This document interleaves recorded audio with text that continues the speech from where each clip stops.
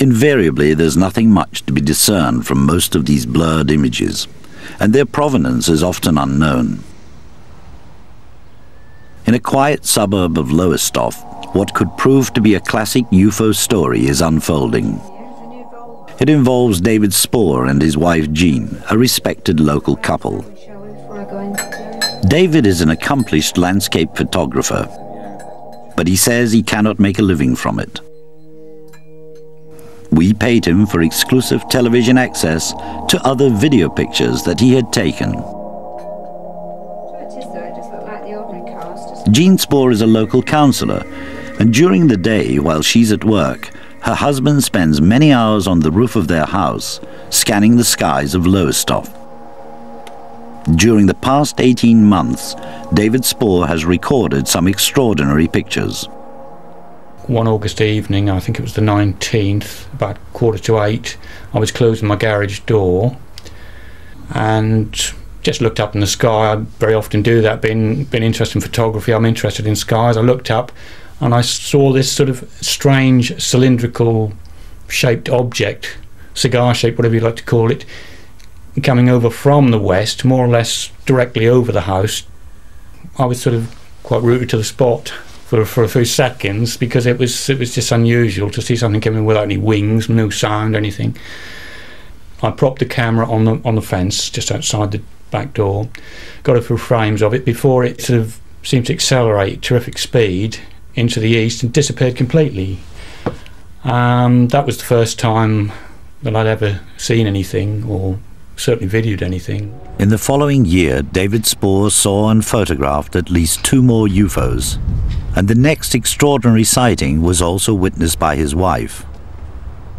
I was actually in my sun lounge reading the paper, as far as I can remember, and I had my camera with me most of the time, and looked out and I saw this object which appeared to be hovering in the northeast. I picked my camera up and I started filming this object.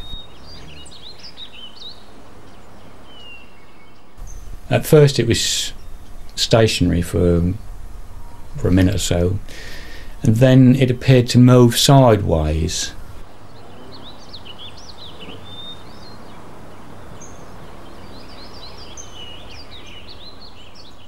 It was moving over the bush, coming across, going out to sea, in the direction of the sea, very, very slowly. No sound, just hovering across.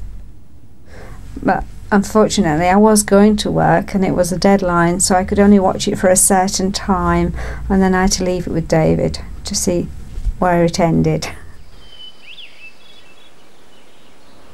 When it went behind a tree, I know I came round to the side of the house and more towards the front to get see if I could pick it up again, and I did pick it up, and it had moved the other way and I lost it behind part of the house. And this wasn't a tremendously long sighting, but it was an interesting one because it was a daylight sighting, and the object appeared to be quite, well, I don't know if it's solid, but it certainly was a luminous object rather than just a light. And it appeared to be what might be called a sort of almost traditional saucer. That is what I can only describe it as, what it appeared to me. The fact is, David Spoor is a skillful stills photographer. What does he say to those who will insist that he's faking these videos? All I can say is just have a look at what I've taken, have a look at what the footage I've done, and especially perhaps the daylight ones, and if they can work out a way how that could be faked, they're a better man than I am, because I don't know how I could have faked any of those, and I can say categorically that I haven't faked them. They are things that have happened that I have seen, that my wife has seen. Whether people believe me, all I can say is that that is the truth. The Defence Evaluation and Research Agency at Farnborough is an executive branch of the Ministry of Defence. They agreed to look at David Spoor's pictures. Dr. Richard Crowther is expert in, among other things, identifying space debris in the skies over Britain. We asked him if he knew what the unidentified objects in David Spore's pictures were. Potentially it could be a tank from a launch vehicle, it could be any pressurised vessel from a satellite. Without any idea of the resolution, any idea of the distance from the observer, any reference point against which the motion can be measured, I'm not confident that it is space debris.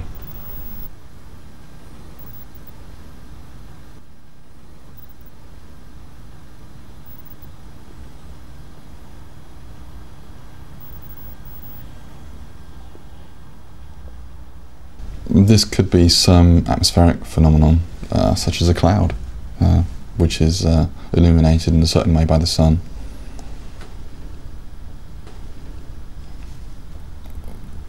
It's unlikely to be space debris simply because the apparent motion is stationary.